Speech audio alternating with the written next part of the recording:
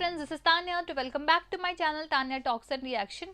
तो फिर मैं हाजिर हूँ अपनी एक नई वीडियो के साथ और वीडियो का टाइटल है Major Gaurav Arya tells why Jaishankar did not shake hand at SCO. जो संघाई कॉरपोरेशन मीटिंग हुई थी जिसमें एस जयशंकर जो हमारे फॉरेन मिनिस्टर्स से मीटिंग हुई थी, तो उनमें उन्होंने किसी से हाथ नहीं मिलाया। अब वो पर्टिकुलर पर्सन कौन है ये तो वीडियो देखने के बाद ही पता लगेगा। बट अगर हम जयशंकर सर के बारे में बात करें तो he is known for his quick response, quick and accurate response. ऐसे रिस्पॉन्स जो सामने वाले की बोलती बंद कर दे, एक लॉजिकल रिस्पॉन्स। मैं उनकी बड़ी फ़ैन हूँ। मुझे उनके रिस्पॉन्स, उनकी बात करने का अंदाजा, मतलब आवाज़ भी बहुत ऐसे कोई बोल्ड नहीं है कि मतलब बहुत तेज है, बहुत तीखी, एकदम धीरे धीरे हल्की हल्की आवाज़ें बोलते। कई बार तो मुझे सुनने में दिक्कत होती, पर जो जवाब होता है ना, जो कंटेंट होता है ना, मैं वही बोल देना कि क्वालिटीज जो होती है ना, क्वालिटी वो मैटर करती है। एक क्रिस्प स्मॉल स्मॉल सा लाइन बोलेंगे, बात खत्म। सारी जिसको समझना रहेगा, जो समझदार होंगे वो समझ जाएंगे। तो इस जो वीडियो कंप्लीट जो लिंक है मैं डिस्क्रिप्शन बॉक्स में डाल दूंगी, आप वहाँ जाके उस चैनल को देखिए। और हाँ, अगर आपको मेरी वीडियोस पसंद आती हैं तो please please please like my video, subscribe my channel and share with your friends and family. And friends please please please subscribe करा दो। We need to complete our target.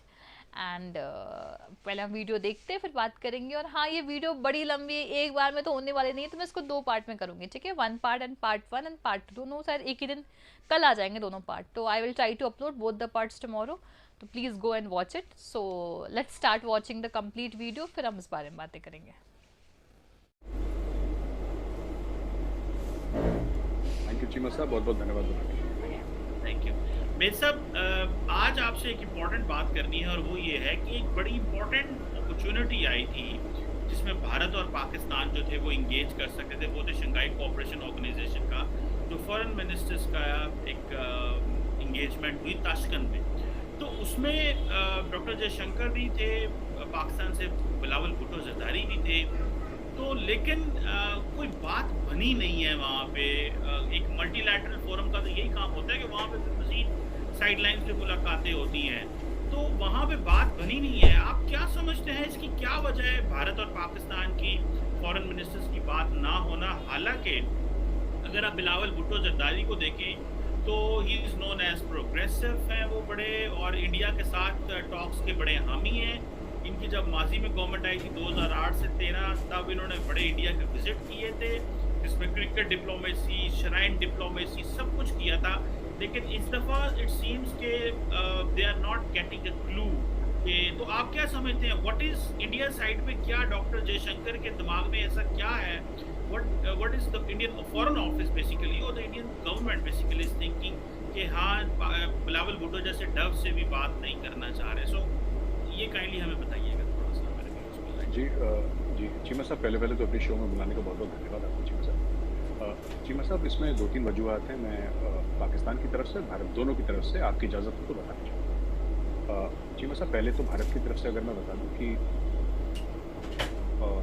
एक तो वही पुराना मामला कि उस कुर्सी पे कोई भी हो, एक भारत ने एक पोजीशन ली हुई है ऑफ नॉन एंगेजमेंट की। ये एक सच है और ये भारत की ही तरफ से है नॉन एंगेजमेंट, कि हमें एंगेज अप करना ही नहीं है। Unless matters come to such a pass where India is forced to engage, India will not engage, ऐसा मुझे लगता है। क्योंकि अभी तक इन्होंने जो कुछ हमें हिंट्स मिले हैं या जो कुछ हमने देखा है, आप भी इसको बड़ी गहरी नज़र रखते हैं इस पर, तो जो कुछ भी है चीमा साहब, it is that only कि सब मतलब let us not engage with Pakistan and as far as possible avoid engagement with Pakistan at every level, sporting level हो, cultural level हो, people to people हो, medical side हो, trade हो, diplomacy हो, except for the bare minimum military interaction कि अगर कुछ हाथ से चीज़ निकल जाती है तो DGMO to DGMO की टॉक हो जाती है। उसके अलावा ऐसा कोई इंटरेक्शन नहीं होगा, फॉर्मल इंटरेक्शन। अब ट्रैक 2 चल रहा होगा, आई एम श्योर चल रहा होगा, मुझे नहीं इल्म इसके बारे में, लेकिन आई एम श्योर चल रहा होगा। ट्रैक 2 ट्रैक 3 तो चलते ही रहते हैं सर, वो दोस्त की point even in times of war track 2 चलते हैं। एक तो ये चीज़ है, तो इंडिया की तरफ से। दूसरा, इंडिया की तरफ से बहुत बड़ी चीज़ है जो मैंने खुद सुना है अपने कानों से, क्योंकि I also meet with people who are in the know of such things. They feel that the political situation in Pakistan is very volatile आज के टाइम। तो कह रहे हैं कि कोई भी कमिटमेंट अगर लेवल साहब देते भी हैं, उनको नहीं पता 1 महीने चलेगी, 2 महीने चलेगी, 3 महीने चलेगी, कितना चलेगी, they are not very certain as of now. पहले ये था कि पाकिस्तान में बात किससे करें? Should we speak to the military, should we speak to the civil government, किससे बात करें? अब ये हो गया है कि चलो हम सिविल गवर्नमेंट से ही बात करते हैं, लेकिन क्या करेंगे? मतलब अगर if at all there is a desire to talk from the Pakistan side, मुझे लगता है कि बिलावल भुट्टो जरदारी साहब डब तो हैं, इसमें बात तो ठीक है आपकी, इसमें कोई गलत बात नहीं, और पास्ट रिकॉर्ड उनका अच्छा ही रहा है मोस्टली। देखिए बयानबाजी, बयानबाजी तो हर एक सियासतदान करता है चीमा साहब, इधर भी होता है, तो हम बोलेंगे सिर्फ पाकिस्तान से होती है ऐसी बात तो नहीं है, हर जगह से होती है, भारत से भी होती है। लेकिन बात यह है कि इस वक्त मुझे नहीं लगता कि बिलावल भुट्टो साहब के पास एक पॉलिटिकल कैपिटल है, पॉलिटिकल एक्विटी इतनी है कि वो इंडिया के साथ ओपन एंगेजमेंट में लगा दें, कि आके बोल्डली जैसे होता है ना, एक बार मुशर्रफ साहब ने करा था कि एक बार अटल जी के सामने वो आ गए थे और हाथ सबके सामने मिला लिया था, तो एक बोल्डनेस होती है। General Musharraf could do it at his time, he could do it, he could afford to do it at his time, उनके पास वो पॉलिटिकल इक्विटी थी।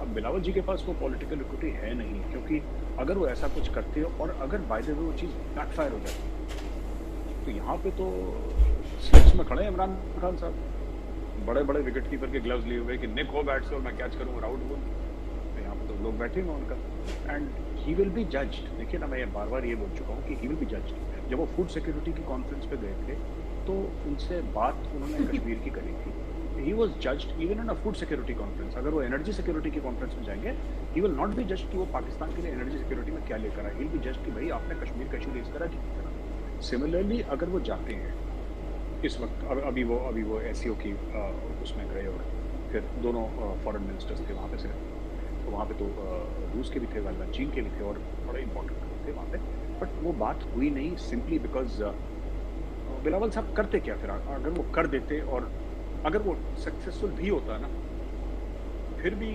उनसे उल्टे सीधे सवाल पाकिस्तान में पूछे जाते, और गलत होता फिर तो इट वाज गेम ओवर, और वो इतनी बड़ी बात हो जाती कि पाकिस्तान में कि फिर शहबाज शरीफ साहब का रहना मुश्किल हो जाता वहाँ पर। नाक में दम वैसे ही कर रखा है, फिर वो और उसके अंदर मजीद उनके लिए दिक्कतें परेशानियाँ डालते, फिर नाक में दम कर देते उनके लिए। तो इसलिए मुझे लगता है कि both sides avoided for the. बिल्कुल ठीक है। देखिए मेरे सब एक और इसमें क्वेश्चन अराइज होता है, और वो अगर इफ दिस इज के जी पाकिस्तान में पॉलिटिकल कैपिटल नहीं है, पॉलिटिकल इक्विटी नहीं है, राइटली सेड, ये मतलब इसमें बड़ा वजन है, but what if there is a crisis situation, there is an escalation. अब इसमें ये देखें कि रिसेंटली जो एक मिसाइल फायर हुआ था इंडिया से, वो बेसिकली मेरी तो असेसमेंट है, आपने भी इसमें ये कहा था, आई फॉरगॉट योर पॉइंट, लेकिन मेरा ख्याल है वही था जो मैं कहने लगा हूँ, that it was not fired, मतलब ये कोई एवे नहीं चल गया था, it was like people who are in the apparatus, they know what they are doing. So इस तरह की सिचुएशन में मिसा आप क्या समझते हैं? वो जैसे कहते हैं ना, कसर तो हमारी तरफ से थी कि हमने उसको दबाने की कोशिश की। So from India side it was an escalation, Pakistan उसका रिस्पॉन्ड कर सकता था, भले इसमें कहता कि जी हमें तो नहीं पता था ये क्या चीज़ आ रही है, हमें पहले बताते, मतलब अगर हमने उसको रिस्पॉन्ड करना होता तो हम कर सकते थे, और बाद में क्लैरिफिकेशन आती रहती कि जी आपकी तरफ से मेल फंक्शन हुआ, but you didn't tell us. We have DGMOs level hotline है, हमारी फॉरेन ऑफिस लेवल हॉटलाइंस हैं, तो हमने उसको दबाया। तो आप क्या समझते हैं इस तरह की क्राइसिस सिचुएशन में? आप नहीं समझते कि फिर वो जो रिस्पॉन्स टाइम कुछ भी नहीं है, और it is Pakistan which is just being defensive? तो कल को अगर पाकिस्तान ही कोई ऐसा इनिशिएटिव ले लेता है इन रिस्पॉन्स, तो मसला ख़राब हो जाए, एस्केलेशन हो जाए, तो फिर क्या होगा अगर इफ़ इंडिया बिलीव्स कि भाई हर लेवल पे इंगेज नहीं करना? जी चीमा साहब, इसके बारे में मैं एक और प्लेटफॉर्म पर बात कर चुका हूँ, और वही चीज़ है। पहली बात तो मैं ये मानता हूँ कि जो मिसाइल गई थी ब्रह्मोस, ये गलती से नहीं गई थी, क्योंकि ये दिवाली का पटाखा नहीं थी। इसमें अपने सेफ्टी मैकेनिज्म्स रहते हैं, और एक नहीं 6 रहते हैं सेफ्टी। वो 6 मैं ऐसी मुहावरतन बोल रहा हूँ, मुझे नहीं पता कितने थे, लेकिन मल्टीपल सेफ्टी मैकेनिज्म होते हैं। तो कोई कहता है कि ब्रह्मोस जैसी one of the few most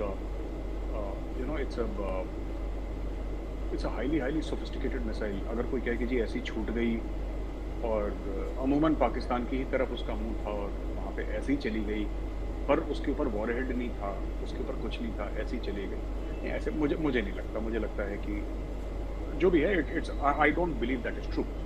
ठीक है, ऐसा कहना कि गलती से छूट गई, गलती से नहीं, जानबूझ के छोड़ी गई है। और whether it was, I don't think it was to check the response time, I don't think it was to check the response time of Pakistan. ये मैंने इसके ऊपर बात भी करी है कई लोगों से, और मैंने सोचा बड़ा, मैंने जिसको कहते हैं कि ध्यान से मैंने सोचा है कि रिस्पॉन्स टाइम पे चक्कर नहीं, क्योंकि देखिए आपको हमारा रिस्पॉन्स टाइम पता है, हमें आपका रिस्पॉन्स टाइम पता है। There is nothing that you need to know about the Indian army, nothing we need to know about the Pakistan, including order of battle, everything is known, ठीक है। सबके सैंड मॉडल के रूम में जाइए तो सबका ऑर्बिट वहाँ पे लिखा रहता है, आप लोग हरे से लिखते हैं, हम लोग लाल से लिखते हैं, आप लोग ब्लू से लिखते हैं, हम लोग लाल से लिखते हैं, सब हमें फॉन्ट सब पता है, आपको पता है, ठीक है चीमा साहब। इसमें मामला कुछ और है, और मैं बताता हूँ मेरी नज़र से क्या है मामला। मामला ये है कि बहुत समय तक जैसे पाकिस्तान कुछ भी होता था एस्केलेशन, तो हर समय पाकिस्तान की तरफ से एक धमकी आती थी, और खुली धमकी आती थी कि हमारे पास न्यूक्लियर वेपन्स हैं। ये तो बहुत सुना है। तो 26/11 हुआ था बॉम्बे में, 26/11 न्यूक्लियर वेपन्स की एक धमकी थी। कारगिल में the Indian army did not cross the line of control, जबकि Pakistani forces northern light infantry इस तरफ आ गई थी, काफ़ी हद तक आ गई थी, और काफ़ी स्ट्रेटेजिक हाइट्स और कुछ टैक्टिकल हाइट्स भी उन्होंने ऑक्यूपाई कर ली थी। जो मोदी साहब की रेजीम है, मोदी साहब की रेजीम की थिंकिंग कुछ और है। बात सिर्फ ये नहीं कि ये लोग हॉक्स हैं, पर इन लोगों ने स्टडी करा है, और इनका ये मानना है कि ये ऐसा कुछ नहीं होने वाला। आप डालें सबमरीन पाकिस्तानी वाटर्स में, कुछ नहीं होगा, आप एक मिसाइल छोड़ें, कुछ नहीं होगा।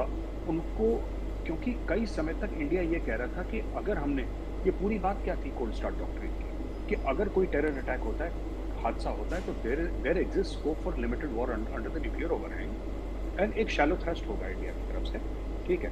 वो 80-120 किलोमीटर तो आपकी हो गई स्ट्राइक कोड, और 30, 40, 50, 60 किलोमीटर तक आपकी IBGs या फिर आपके कोल्ड स्टार्ट डॉक्ट्रिन के तहत people can go inside Pakistan, right. फिर पाकिस्तान ने बोला कि नहीं, हमारे पास भी 100 किलोमीटर, राइट। ये एक, ठीक है। So Pakistan will try to formulate a strategy which suits Pakistan's budget and Pakistan's strategic needs.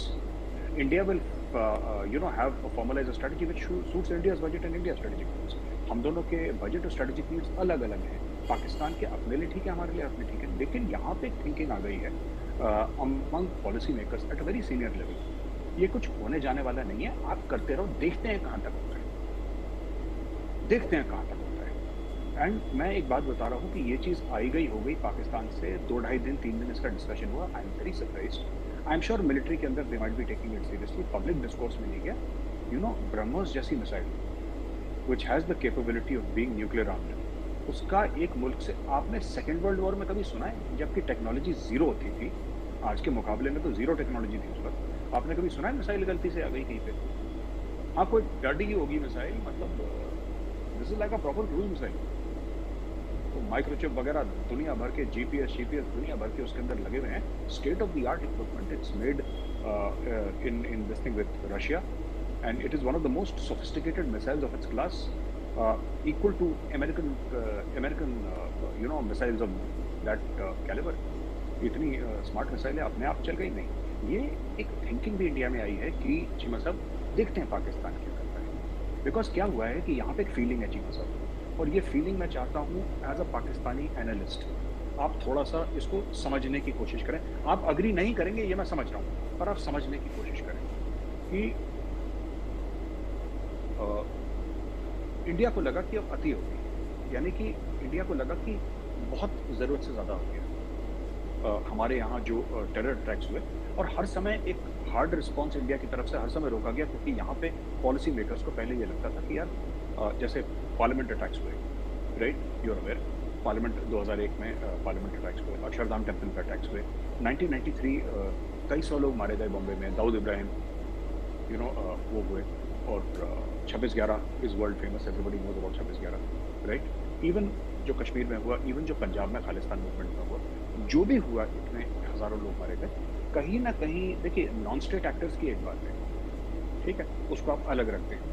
यहाँ पे तो स्टेट एक्टर्स का मामला था ना कारगिल, ये तो मुशर्रफ साहब ने खुद एडमिट करा in the line of fire में, अगर आप उनकी किताब पढ़े तो ही सेज कि हाँ ठीक है मैं भी गया था, ही सेड इन द किताब मैं भी गया था। अब वो गए थे तो लश्कर के गेस्ट बन के थोड़ा ना गए होंगे, he is the chief of army staff, and chief of army staff in no country is a small, ना इंडिया में, ना पाकिस्तान में, ना चाइना में, ना अमेरिका में। It's not a small thing. Chief of the army staff is the top boss of the army. वो गए हैं वहाँ पे। तो अब इंडिया में एक ऐसा एक मूड बन रहा है under Modi, the Modi regime, कि कुछ नहीं होगा। और इन्होंने यही चीज चाइना के साथ भी करी है। चाइना ने करा कुछ, इन्होंने बोला अच्छा मार दो, तुम भी मार दो, कुछ नहीं, चाइना कुछ नहीं करेगा। ये इनके मन में आ गया है। देखते हैं क्या करेगा चाइना, ऐसा कर क्या देगा चाइना, जो इतना हवा हम लोगों ने बना रखा था इतने सालों में अपने मन में, कि चाइना ऐसा है कि जैसे ना बच्चों को कहते थे कि बेटा चुपचाप सो जाओ वरना गब्बर आ जाएगा। वो फिल्म का डायलॉग है ना, बड़ा मशहूर। तो मोदी जी ने बोला गब्बर आ जाएगा, तो देखते हैं गब्बर क्या करेगा। Let's see what Gabbar does. हो सकता है हमें ठोक दें, हो सकता है हम गब्बर को ठोक दें, लेकिन एक तरफ तो हमारे माइंड क्लियर हो जाएगा कि हाँ गब्बर ये कर सकता है और हमें गब्बर को कर सकते हैं। तो डोकलाम में वही हुआ जो डोकलाम में आज से 3 साल पहले हुआ था, 4 साल पहले हुआ था। और अब जाके ईस्ट लद्दाख में भी यही हुआ है, अरुणाचल में भी यही हो रहा है। जो हम इनके एप्स ब्लॉक कर रहे हैं और जो हम जो इनका जो पूरा मामला है, जो यहाँ पे कंपनीज आ रही है, ये सब वही स्ट्रेटेजी के तहत हो रहा है कि देखते हैं गब्बर क्या करता है। Let us see, let us push China as much as we can and देखते हैं चाइना क्या करता है। What can China do? At the end of the day क्या करेगा चाइना? न्यूक्लियर बॉम्ब थोड़ा ना मार देगा दिल्ली को, वो मार देगा तब देख लेंगे। Let us push. So now एक रिवर्स ब्रिंक्समैनशिप होती है। एक जमाने में एक तरफ से ब्रिंक्समैनशिप होती थी पाकिस्तान की कि हाँ चलो ये है। पाकिस्तान ने भी 3-3 FIR 26/11 की चीमा साहब लॉन्च कर रखे हैं। पाकिस्तान नहीं करे, पाकिस्तान के खिलाफ FIRs have been launched in Pakistan against the perpetrators of 26/11 and कहीं ना कहीं पाकिस्तान में भी रिकॉग्निशन है कि जब आपने लश्कर के हेड को, चीफ को, हाफिज सईद को जेल में डाला है, तो कहीं ना कहीं ये है कि हाँ कम से कम टेररिस्ट फंडिंग में या मनी लॉन्ड्रिंग में कहीं ना कहीं he was involved in some way, directly or indirectly. So Pakistan recognizes, they have put him in jail. Pakistani courts have put him in jail. उसको जिंदगी भर के लिए जेल में डाल दिया हाफिज सईद को ना। तो कहने की बात ये है। तो फ्रेंड्स वीडियो हुई ख़त्म। हमने वीडियो में देखा कि कैसे मतलब ये है कि कैसे उनको ये लगता है, उनको हर चीज़ पे एनालिसिस चाहिए होता है कि क्या हो रहा है, क्यों वो लोग मतलब हाथ नहीं मिला, या क्यों इंडिया अब पाकिस्तान से एंगेजमेंट नहीं करता, या क्या पता है। क्या एक टाइम था कि इंडिया पाकिस्तान अपने में कम्पीट करते थे, पर अब इंडियंस को ये बात समझ में आ गई है कि कंपटीशन भी रखना है तो उनसे रखो जो अपने से ऊपर हो। compete with China, and Indians are trying to compete with China in every possible way. We are trying to make ourselves self-reliant in many things. Government has launched many schemes and there are yet more things to needs to be done, because if we compare ourselves with someone who is lower to us or someone who is inferior to us, then the chances of progress or chances of development slows down. So we should always compare ourselves with someone who is high, or because China being a neighboring country and he is a lot more ahead to us, let's accept the reality. I'm not talking about defending, I'm just talking about the development there, the infrastructure means basically India is like a lot of India is struggling with the infrastructure, struggling in the sense India is trying to maintain the infrastructure of because if they want to progress like China, it requires a good infrastructure. And it's reality that still now, even after doing multiple projects, multiple such things, but we haven't achieved the mark which we are expecting to. So we are working hard on it, we are on to it. One day we will achieve it, that's great. But yeah, we have to pace up, we have to speed up our pace, because this is not going to, because other country has already been developed. If you are trying to compete and you're already lagging behind, you have to jump, you have to move forward than them.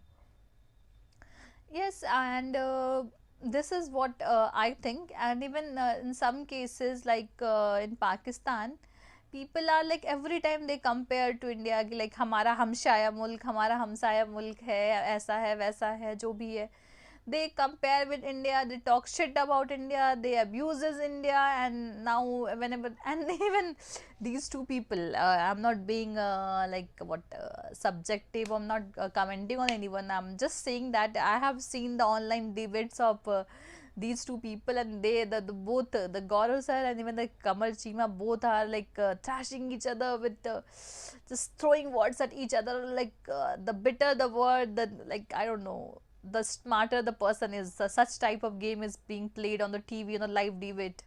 And now here how he speaks, कीमा साहब जी, आप इस बात को समझेंगे, तो that is also like what happens is that like this is also a type of situation, because here the Gaurav Arya has been invited. When you are being invited to certain place, you need to behave in you need to have a certain audacity to behave in a certain way, so that the Major Gaurav Arya is showing that audacity in here.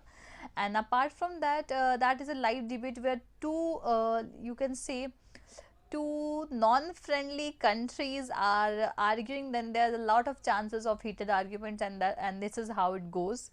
So uh, whatever I think is that we it's not good to be like, because ultimately I'm not saying that we do not need Pakistan, but yeah, we they need us more than we do them. So it's not that if we do not engage with Pakistan we cannot grow. We are still growing. It's like since 2 to 3 years the engagement has been completely stopped. Engagement in the sense, the trade thing has been stopped completely. Even our movies and serials has been banned here, so to stop the cultural influence, and everything has been done, but nothing like India hasn't like India has not received any negative impact from as such as a mentionable thing like that can be mentioned, that can be counted. But yeah, but Pakistan has suffered in many ways and we're still growing. So let's forget about Pakistan. I'm just saying, just focus on something which, something good, something great, because ultimately looking down at something and thinking that I'm great, ignoring who is ahead to us is not the reality. Okay, so we should always live in the reality.